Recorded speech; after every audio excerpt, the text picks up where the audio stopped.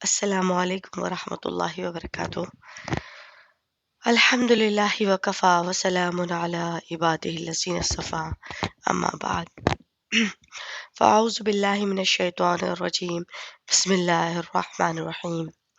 رب اشرح لی صدری ویسر لی امری واحلل عقدۃ من لسانی یفقہوا قولی، رب زدنی علما، رب یسر ولا تعسر وتمم بالخیر وبک نستعین یا فتاح، آمین یا رب العالمین۔ اللهم انفعنا بما علمتنا وعلمنا ما ينفعنا وزدنا علما۔ الحمدللہ عزیزی بہنیں، اللہ رب العزت کا انعام کرم احسان کہ اللہ رب العزت نے ہم تمام کو اپنے کلام پاک سے سیکھنے اور سکھانے کی توفیق عطا فرمائی کہ اللہ تعالیٰ جسے چاہتے اور محبت کرتے ہیں تو اللہ تعالیٰ اسے دین کی سمجھ عطا فرماتے ہیں۔ اللہ تعالیٰ جسے چاہتے ہیں اپنے کلام پاک میں فرماتے ہیں کہ خیرکم من تعلم القرآن وعلمہ، کہ اللہ تعالیٰ جس کے ساتھ خیر اور بھلائی کا ارادہ کرنا چاہتے ہیں تو اللہ تعالیٰ سے دین کی سمجھ دیتے ہیں اور ان کی تعریف یوں فرماتے ہیں کہ تمہیں بہترین انسان وہ ہے جو قرآن کو سیکھے اور سکھائے۔ یہاں پر دنیاوی علوم کا ذکر نہیں ہو رہا ہے کہ اگر آپ نے دنیاوی علوم کی یہ ڈگریز حاصل کر لی تو آپ نے جو ہے تو دنیا اور آخرت کی کمائی کر لی ہے، بلکہ اصل تو جو دار و مدار ہے، اصل جو اللہ تعالیٰ ہماری دیکھیں گے تو وہ آخرت ہی دیکھیں گے۔ تو اللہ تعالیٰ دنیا بھی ہماری بناتے ہیں اور ہماری آخرت بھی بناتے ہیں، کس کی بنیاد پر؟ جب ہم قرآن کو سیکھتے ہیں تو اللہ اسے بہترین انسان کہتے ہیں، جبکہ آج ہمارا معیار ایسا بن چکا ہے کہ ہم اسے پسند کرتے ہیں، ہم وہ چیز پسند کرتے ہیں جن کے پاس دنیا بھی ہو یا دنیا پہلے نمبر پر ہو۔ تو بتا رہے ہیں کہ معیار ہمارا پسند کا یہ ہونا چاہیے کہ اللہ کا دین ہو، ہے نا، اللہ کا دین پہلے نمبر پر ہو۔ تو عزیزی بہن، جس طرح کہ ہم نے کل پچھلی کلاس میں سورہ آل عمران کی جو پارہ نمبر 3 کی آخر آیت دیکھی تھی، تو ان آخر آیتوں میں یہ تھا کہ جو شخص اسلام کے سوا کوئی دین تلاش کرتا ہے، اس کا دین وہ قبول نہیں کیا جائے گا اور وہ آخرت کے دن نقصان پانے والوں میں سے ہوں گا۔ یعنی جو لوگ مرتد ہو جاتے ہیں ان کے بارے میں بتایا گیا تھا کہ جو اسلام لانے کے بعد یا ایمان قبول کرنے کے بعد یا مسلمان ہونے کے باوجود اپنے ایمان پر قائم نہیں رہتے اور دوسرے دین کو اختیار کر لیتے تو ان کے لیے ہمیشہ ہمیشگی کی جو ہے تو اللہ کی ناراضگی ہے، اللہ کی لعنت ہے، لعنت اللہ والملائکۃ والناس اجمعین، کہ ان کے اوپر لعنت کون سی ہے؟ اللہ کی لعنت، ان کے ملائکہ کی لعنت، تمام عالم انسانیت کی لعنت ان کے اوپر ہے، اور اللہ تعالیٰ ان سے کبھی عذاب کو ہلکا نہیں کرے گا۔ لیکن جو کفر کرنے کے بعد ایمان لے کر آتا ہے، یا تو پھر کافر ہی ہو یا کافر بننے کے بعد ایمان لے کر آتا ہے، تو اللہ تعالیٰ فرما رہے ہیں کہ میں اس کی توبہ کو قبول کر لیتا ہوں۔ اور اسی طریقے سے عزیزی بہنیں، جس طرح کہ ہم دیکھیں کہ اگر اللہ تعالیٰ کسی کو قبول کرنا چاہے اور اللہ کا ہدایت کا معاملہ ایسا ہے کہ اللہ کسی کو ہدایت دینا چاہے تو اللہ تعالیٰ کٹروں کو ہدایت دے دیتے ہیں۔ تو اللہ تعالیٰ کٹروں کو ہدایت دیتے ہیں، جیسے عمر رضی اللہ عنہ اسلام لانے سے پہلے اللہ کے نبی پاک صلی اللہ علیہ وسلم سے فرماتے ہیں کہ اللہ کے نبی پاک صلی اللہ علیہ وسلم، آپ سے زیادہ نعوذ باللہ مبغوث چہرہ جس کے اوپر مجھے غصہ تھا، اپنا برا غصہ تھا، تو وہ آپ سے برا چہرہ نعوذ باللہ کوئی تھا نہیں، اور اب اسلام لانے کے بعد آپ سے زیادہ محبوب میری نظروں میں کوئی ہے نہیں۔ تو حضرت عمر رضی اللہ عنہ کا کفر بھی ایسا تھا، پیک پر، اور ایمان بھی پیک پر تھا، سبحان اللہ۔ جب اللہ نے ہدایت دی تو پھر کیسے جانثار بنے۔ تو ایسے ہی اس دور میں بھی اگر ہم دیکھا جائے تو جس طریقے سے ہم بابری مسجد، جو ہماری ریسنٹ ابھی ایشو کھڑا ہوا، اور پھر جو 92 میں اسے شہید کیا گیا، اور وہاں پر انہوں نے یہ بات من گھڑت کہی کہ وہاں پر رام کا جنم ہوا تھا، اور ابھی وہاں پر ہمیں جو مندر بنوا رہا ہے، جو کچھ بھی کرنا ہے وہ سب کچھ انہوں نے کیا ہے ابھی اس سے تھوڑی جگہ ہٹ کر۔ تو جب وہ شہید کی جا رہی تھی، اگر آپ وہ واقعے کو اٹھا کر دیکھیں گے، آپ سرچ بھی کر سکتے ہیں،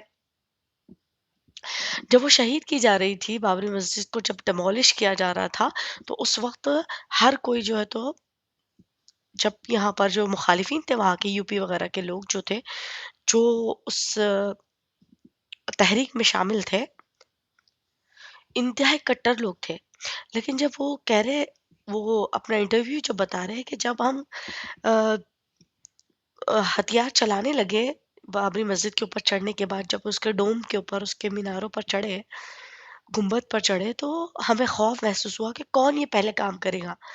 تو دو شخص جو نظروں سے جن کے انٹرویوز گزرے اور اللہ نے ان کو جیسی ہدایت دی، تو کہتے ہیں کہ کسی کی ہمت نہیں پڑ رہی تھی کہ پہلا کدال چلائے. تو بلبیر سنگھ کہتے ہیں کہ میں نے پہلا جو تو ہتھیار چلایا مسجد کے اوپر، اور وہاں کی پہلی اینٹ جو ہے تو میں نے نکالا. اللہ اکبر کبیرہ. ایسا کٹر جو اللہ کے گھر کو ڈیمولش کر رہا ہے، اللہ کے گھر کو برباد کر رہا ہے، اور ہدایت اللہ تعالیٰ اس کے نصیب میں لکھ رہے ہیں. سبحان اللہ. یہ بھی سوچنے والی بات ہے کہ اللہ ہدایت بھی کیسے لوگوں کو دیتے ہیں، کس طریقے سے دیتے ہیں اور کیوں دیتے ہیں، ہے نا؟ ذہن میں یہ خیالات آتے ہیں. تو وہ کہہ رہے تھے، وہ ان کا انٹرویو کبھی آپ کبھی دیکھے تو دیکھ سکتے ہیں، آن لائن موجود ہے بہت ساری. تو وہ کہہ رہے ہیں کہ بلبیر سنگھ کہتے ہیں کہ جب میں نے چلایا ہوں، اور جب وہ کمپلیٹ میری ہمت دینے کے بعد ساروں کو ہمت آئی اور سب نے جو ہے تو اس کو ڈیمولش کیا، شہید کر دیا. اس کے بعد 3 دن تک ہم لوگوں کے اندر وہ نفرت کی آگ جو مسلمانوں کے ساتھ، اسلام کے ساتھ، اللہ اور اس کے رسول کے ساتھ تھی، تو یہ چیزوں نے ہمیں اتنا ورغلایا اور اتنا وہ کیا کہ ہم نے بابری مسجد کی جو اینٹیں تھی اس کے اوپر 3 دن جو ہے تو واش روم کیا، اور یعنی ہمارا غصہ نکالنے کے لیے. لیکن اندر سے جو ہے تو دل بے چین تھا، یہ خوف تھا کہ مسلمان نہیں تو کیا، ان کا رب تو حق ہے، اور وہ رب ہم سے بدلہ ضرور لیں گا. کہنے لگے کہ ہم لوگوں کے جس نے بھی یورین کیا تھا وہ پتھروں پر، مسجد کی اینٹوں پر، تو کہہ رہے کہ ہماری یورین جو ہے تو سٹاپ ہو گئے تھے. کیلکریز، کس کو کچھ، کسی کو کچھ، کس کو یورین انفیکشن وغیرہ ایسی شکایت. اور محسوس ہو رہا تھا کہ کوئی طاقتیں ہیں جو ہمیں جو ہے تو آپ پکڑنے والی ہے، ہم مسلمانوں سے چھپ جائیں گے، ہے نا؟ یہ طاقتوں سے چھپ سکتے ہیں لیکن ہم اللہ سے نہیں چھپ سکتے. یہ تھی ضمیر کی آواز جو ہر انسان کے اندر ہوتی ہے. اللہ تعالیٰ نے ہر انسان کو فطرت اسلام پر پیدا کیا ہے، لیکن انسان یہ ہے کہ پھر وہ آگے بڑھ کر یا اسے لوگ یہودی اور نصارہ بنا دیتے ہیں. اللہ اکبر کبیر. تو وہ اپنا پیارا سا واقعہ بیان کرتے ہیں کہ اس کے بعد میرے اندر سائیکولوجیکل اور میرے اندر اس قدر ایک طریقے سے جو ہے تو میں بیمار اور اپاہج سا بن گیا تھا. ساری صلاحیتیں ہونے کے باوجود میری صلاحیتیں محدود ہو گئی تھی. میرے اندر ڈور اور خوف یہ ہو گیا تھا کہ سائیکیٹرسٹ کے پاس کئی بار جا جا کر جب میں نے اپنے معالجے کروائے اور ٹیسٹ کروائے، تو ذہن ظاہری طور پر تو کام کر رہا تھا لیکن اندرونی طور پر کمپلیٹلی بلائنڈ ہو چکا تھا، اور کمپلیٹ طور پر جو ہے پاگل پن کے دورے چڑھ رہے تھے. اگرچہ کہ ظاہری نظر نہیں آ رہا تھا کہ پتھر لے کر کسی کو مار رہے ہیں، لیکن یہ عالم تھا اور دل میں خوف تھا. وہ خوف بڑھتے بڑھتے بڑھتے ایسے بڑھا کہ انہیں اللہ تعالیٰ نے ہدایت نصیب فرمائی، اور بلبیر سنگھ سے لے کر وہ محمد عامر بن گئے. سبحان اللہ. انہوں نے اسلام قبول کر لیا. اس کے بعد انہوں نے قسم کھائی کہ میں نے اللہ کے گھر کو شہید کیا، ایسے میں اپنی زندگیوں میں ہزاروں نہیں تو 100 مسجدوں کو آباد کروں گا جو ویران ہو چکی ہے. اور ایک ان کے ساتھی ایک بھائی تھے، انہوں نے کہا تھا کہ میں 100 مسجدیں تعمیر کروں گا، تو انہوں نے وہ بھی کر کے دکھایا. سبحان اللہ سبحان اللہ. تو یہ ہوتی ہے ہدایت. تو اللہ فرما رہے ہیں ان الذين كفروا بعد ایمانهم ثم ازدادوا كفرا لا تقبل توبتهم اولئک هم الظالمون. لیکن جو لوگ کفر کرتے ہیں ایمان لانے کے بعد، تو اللہ تعالیٰ ان کے کفر کو بڑھا دیتے ہیں. اور یہی لوگ کون ہیں؟ ضلالت والوں میں سے ہے، گمراہی والوں میں سے ہے. لیکن الا الذين تابوا من بعد ذلك واصلحوا فان الله غفور رحیم. لیکن جو لوگ توبہ کر لیتے ہیں، کس کے بعد؟ کفر کے بعد. واصلحوا، اور اپنی اصلاح کر لیتے ہیں، اپنے اللہ سے پیچ اپ کرتے ہیں، اپنے اللہ سے ملاقات کرتے ہیں، اللہ تعالیٰ فرماتے ہیں فَإِنَّ اللَّهَ غَفُورٌ رَحِيمٌ کہ بے شک کہ اللہ تعالیٰ بخشنے والا اور مہربان ہے۔ پھر ان لوگوں کی ایمان کو اللہ تعالیٰ مزید بڑھا دیتے ہیں، جو ہمارے ایمان کا لیول نہیں ہوتا ہے، اللہ تعالیٰ ان کے ایمان کو اتنا کچھ بلند کر دیتے ہیں۔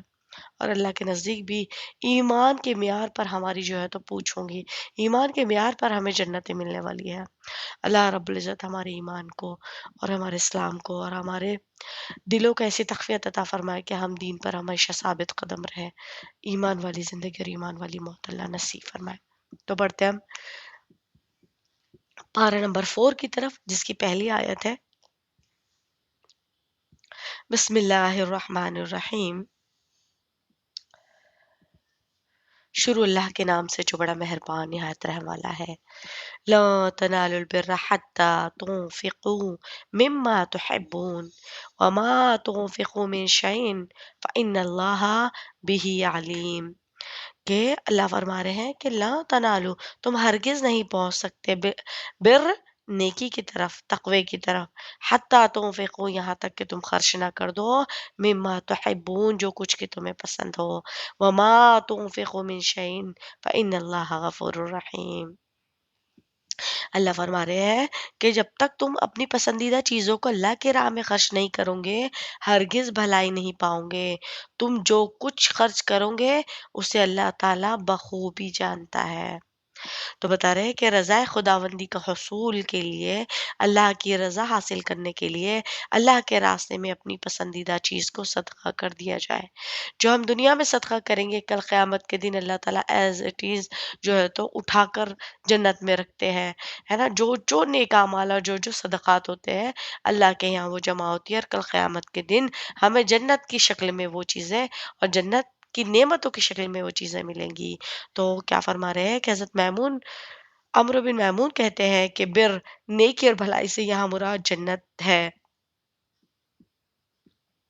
یعنی جب تک تم اپنی پسندیدہ چیز کو اللہ تعالیٰ کی راہ میں خرچ نہ کرو گے، ہرگز جنت میں نہیں جا سکو گے۔ اب زیادہ تر انسان کو کون سی چیز عزیز ہوتی ہے؟ مال سے زیادہ محبت ہوتی ہے نا، گھر سے محبت ہوتی ہے، پیسے سے ہوتی ہے، جائیداد سے محبت ہوتی ہے، اور مردوں کو جو تو کچھ اور مطلب شوق ہوتا ہے کہ کسی کو اولاد سے محبت ہوتی ہے، کسی کو عورتوں سے محبت ہوتی ہے۔ یہ دیکھیں تو حضرت انس بن مالک رضی اللہ عنہ سے روایت ہے کہ تمام انصار میں حضرت ابو طلحہ رضی اللہ عنہ سب سے زیادہ مالدار تھے۔ ابو طلحہ رضی اللہ عنہ سب سے زیادہ مالدار صحابی تھے۔ وہ اپنے تمام مال جائیداد میں بیرحا نامی جو باغ تھا، جو مسجد نبوی کے سامنے تھا، اور آج وہ کنسٹرکشن میں مسجد نبوی کے اندر آ چکا ہے، جو آپ دیکھ سکتے ہیں، جو مسجد نبوی کے انٹرنس ہے وہیں پر جو ہے تو اس کے نشانات بھی موجود ہیں، اور وہاں پر بیرحا کا باغ تھا، یعنی مسجد نبوی سے متصل بہت ہی قریب۔ لیکن جب یہ جو توسیع ہوئی، ایکسٹینشن ہوا، تو یہ مسجد نبوی کے اندر آ گیا ہے۔ تو یہ بیرحا کا باغ تھا، جو کھجوروں کا باغ تھا، بڑا پھل پھولدار، بڑا خوبصورت اور بہت ہی کاسٹلی تھا۔ اس کی جو تو پرائز بہت زیادہ تھی، اور سب سے زیادہ اس کو وہ پسند کرتے تھے۔ اللہ کے نبی پاک صلی اللہ علیہ وسلم بھی اکثر اس باغ میں جایا کرتے تھے، اس کے کنویں کا میٹھا اور عمدہ پانی پیا کرتے تھے۔ جب یہ آیت نازل ہوئی، کون سی آیت؟ کہ اللہ تعالیٰ فرماتے ہیں کہ تم نیکی تک نہیں پہنچ سکتے جب تک کہ تم اپنا قیمتی اور اپنی محب چیز اللہ کے راستے میں خرچ نہ کر دو۔ تو سنی، اور سننے کے بعد کیا کیا؟ حضرت ابو طلحہ رضی اللہ عنہ نے اللہ کے نبی پاک صلی اللہ علیہ وسلم کی خدمت میں حاضر ہوئے اور عرض کیا، یا رسول اللہ صلی اللہ علیہ وسلم، اللہ تعالیٰ اس طرح فرماتا ہے، اور میرا سب سے زیادہ عزیز مال یہی بیرحا کا باغ ہے، لہٰذا اس امید میں کہ میں جو بھلائی اللہ تعالیٰ کے پاس ہے وہی میرے لیے جمع رہے، جو بھلائی میرے پاس ہے، جو میرے پاس اچھائی ہے، جو میرے پاس اچھا مال ہے، وہی اللہ تعالیٰ کے پاس جمع کروانا چاہتا ہوں، ہے نا۔ یہ ایک بینک کے طور پر ہم نیکیاں ہمارے آگے بھیجتے ہیں، کل کو جو ہے تو ہم اسے کیا کروائیں گے؟ خریدیں گے اور لیں گے۔ تو میں جمع کروانا چاہتا ہوں اللہ تعالیٰ کی راہ میں، فائدہ مند مال ہے، اس سے لوگوں کو بہت زیادہ فائدہ ہوگا۔ پھر فرمایا میری رائے یہ ہے کہ اس باغ کو اللہ کے نبی پاک صلی اللہ علیہ وسلم نے دیکھا کہ حضرت ابو طلحہ رضی اللہ عنہ جو ہے تو کہا کہ یہ میرا مال اور میرا یہ باغ اللہ کے راستے میں خرچ ہے۔ اللہ فرماتے ہیں کہ تم اپنی محب چیز جو تمہیں محبوب ہو وہ اللہ کے راستے میں دو، سڑی پڑی گلی یا پھر کئی دن کے فریج میں پڑی ہوئی چیزیں نہیں، یا پھر جو تو ہمارے استعمال میں جو چیز ہے وہ نہیں، یا پھر ہمیں جو اولڈ ہو جاتی ہے، پرانی ہو جاتی ہے، گھسی پیٹی ہوتی ہے، پھر ہم وہ اللہ کے راستے میں دیتے ہیں، وہ نہیں، بلکہ اللہ تعالیٰ کو کون سا مال؟ فریش مال محبوب ہے۔ ٹھیک ہے، اللہ کا مطالبہ یہ ہے، اور صحابہ کا ایمان کیسا تھا، سبحان اللہ، دیکھیے۔ تو اللہ تعالیٰ کی راہ میں یہ خرچ کرنا چاہتا ہوں، اے اللہ کے نبی پاک صلی اللہ علیہ وسلم آپ اسے قبول فرما لیجئے۔ اللہ کے نبی نے حضرت ابو طلحہ رضی اللہ عنہ کا ایمان دیکھا تو اللہ کے نبی نے بہت خوش ہوئے اور کہا واہ واہ، یہ بہت ہی فائدے مند مال ہے، اس سے لوگوں کو بہت فائدہ ہوگا، لیکن میری ایک رائے یہ ہے کہ تم اسے اپنے عزیز رشتہ داروں میں تقسیم کر دو۔ عزیز رشتہ دار جو تو غریب تھے، حضرت ابو طلحہ رضی اللہ عنہ نے عرض کیا بہت اچھا، پھر اسے اپنے رشتہ داروں اور چچا زاد بھائیوں میں تقسیم کر دیا۔ یہ بخاری اور مسلم کی روایت میں ہے۔ سبحان اللہ، اللہ کے راستے میں صحابہ اس طریقے کا خرچ کیا کرتے تھے۔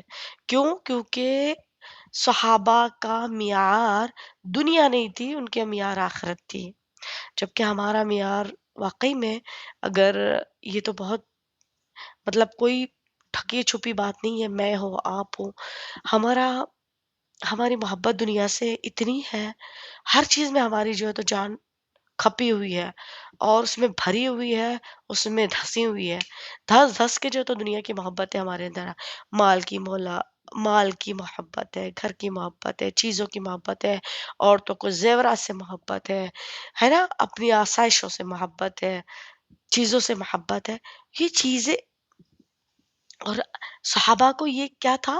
صحابہ کو آخرت سے محبت تھی۔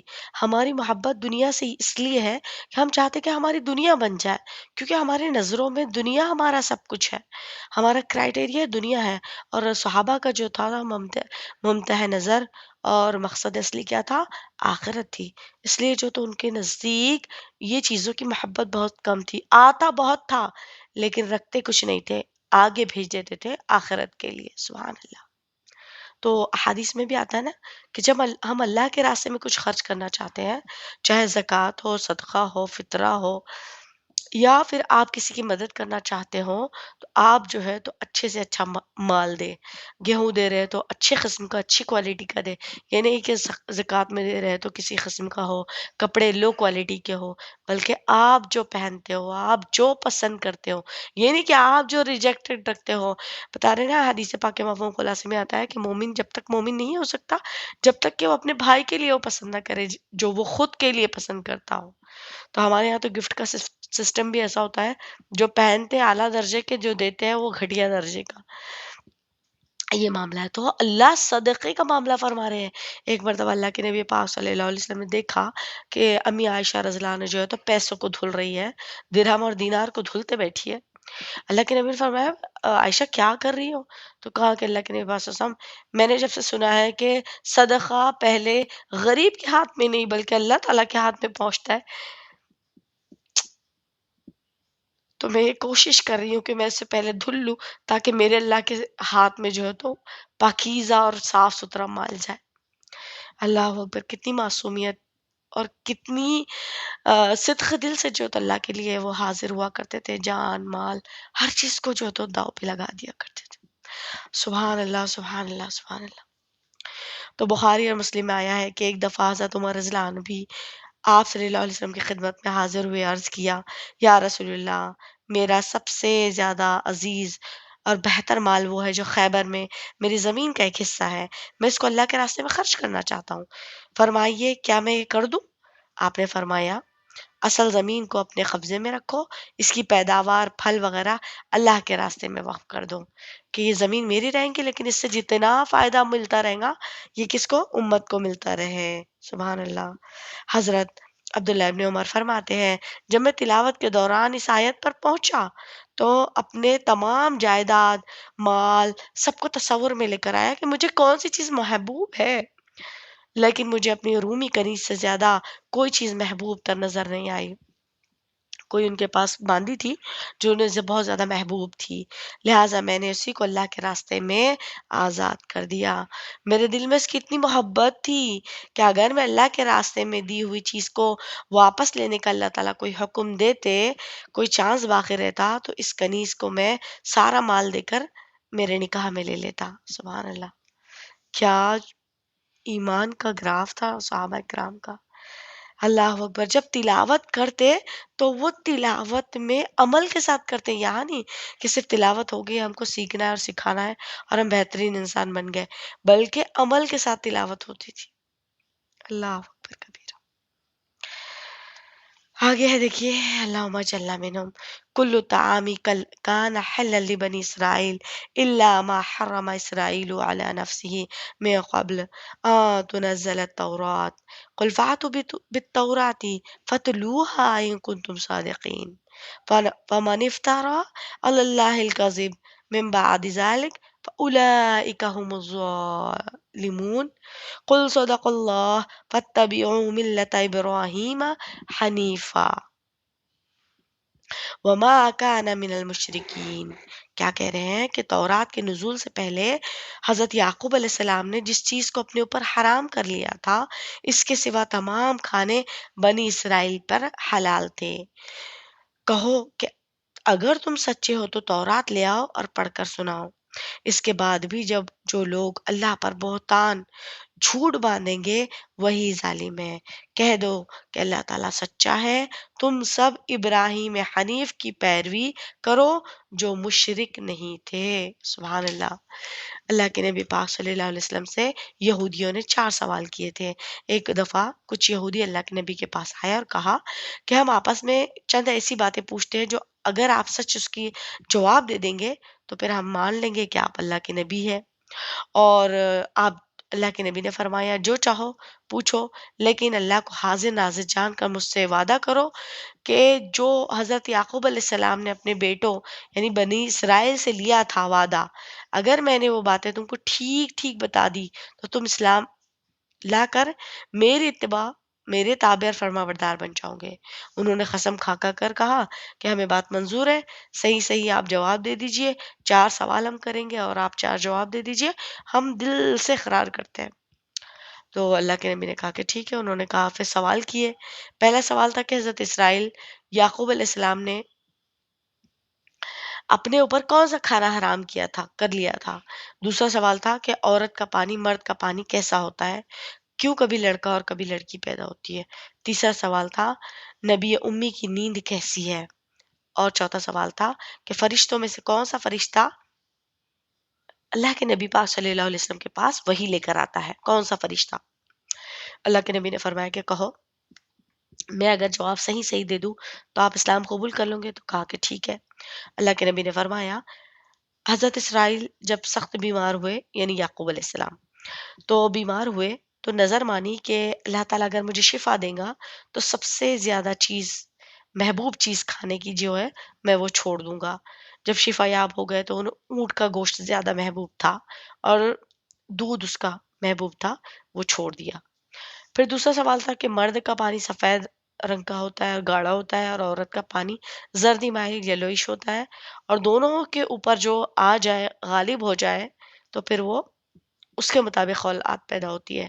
یعنی مرد کا پانی غالب آ جائے یعنی وہ جو سائنس آج بتاتی ہے جیسے کہ کروموزوم ہے، وائی کروموزوم جو ہے تو ڈومینیٹ ہوتا ہے تو پھر وہ بوائے ہوتا ہے، اور اگر ایکس رہا ایکس غالب ہوتا ہے تو پھر گرل ہوتی ہے، وہی جو سائنس بتاتی ہے۔ تو پھر اس طریقے سے لڑکی ہو جاتی ہے، اور شباہت بھی ان لوگوں کے مطابق ہوتی ہے، پیرنٹس کے جینز آتے ہیں۔ تیسرا سوال تھا اس نبی امی کی نیند میں اس کی آنکھیں سوتی ہے لیکن دل جاگتا رہتا ہے، اللہ کے نبی پاس اعظم کی نیند کیسی ہے۔ چوتھا سوال تھا کہ میرے پاس وہی لے کر اللہ کے نبی کے پاس وہی لے کر وہی فرشتہ آتا ہے جو تمام انبیاء علیہ الصلوۃ والسلام کے پاس آتا رہا، یعنی جبرائیل علیہ الصلوۃ والسلام۔ بس اس پر وہ چیخ اٹھے اور کہنے لگے اگر کوئی اور فرشتہ آپ کا ولی ہوتا تو ہمیں آپ کی نبوت تسلیم کرنے میں کوئی عذر نہ رہتا تھا۔ یعنی کرنا یا قبول نہیں کرنا تھا، تو اور حضرت جبرائیل علیہ السلام سے کیا دشمنی تھی ان کو؟ حضرت جبرائیل علیہ السلام سے یہ دشمنی تھی کہ اللہ کے نبی پاک صلی اللہ علیہ وسلم کو جو نبوت ملی ہے، تو وہ متعلق دشمنی تھی. دیکھیے آگے کہ ہر سوال کے جواب آپ انہیں قسم دیتے اور ان سے دریافت فرماتے اور وہ اقرار کرتے ہاں جواب صحیح ہے. اور انہی کے بارے میں آیت نازل ہوئی ہے کہ من کان عدو لجبریل، کہ جبریل علیہ السلام کو دشمن کون ہو سکتا ہے؟ حضرت اسرائیل کو ارق النساء کی بیماری تھی جو ارتھرائٹس جسے کہا جاتا ہے. ان میں سے پانچواں سوال یہ بھی تھا کہ یہ رعد کیا چیز ہوتی ہے؟ اللہ تعالیٰ کے فرشتوں میں سے ایک فرشتہ ہے جو بادلوں پر مقرر ہے. اس کے ہاتھ میں آپ کا ایک کوڑا ہے جس سے بادلوں کو جہاں چاہے وہ حکم کر کے لے جاتے. تو اتنے سارے سوالات کے جواب دے دینے کے باوجود انہوں نے کہا کہ آپ کے سوالات کے جوابات تو بالکل صحیح ہے، لیکن جو لاسٹ کا سوال ہے کہ آپ کے پاس جو وہی لے کر آتا فرشتہ وہ جبرائیل علیہ السلام ہے، تو ہم کو جبرائیل علیہ السلام سے دشمنی ہے، اس لیے ہم جو تو آپ کی نبوت کا اقرار نہیں کرتے. جس کے دلوں کو اللہ تعالیٰ مہر لگا دیتے ہیں پھر اللہ تعالیٰ انہیں ہدایت نہیں دیتے ہیں. تو اللہ تعالیٰ حفاظت فرمائے. ربنا لا تزغ قلوبنا بعد إذ هديتنا وهب لنا من لدنك رحمة إنك أنت الوهاب. بڑی پیاری دعا ہے، اس کے اہتمام کرنا چاہیے کہ اللہ ہمیں ہدایت دینے کے بعد کبھی گمراہ مت کرنا اور نہ ہی کبھی گمراہ لوگوں میں ہمیں شامل کرنا. اللہ تعالیٰ ہمارے ایمان اسلام اور سب کی حفاظت فرمائے، ایمان پر قائم رکھے.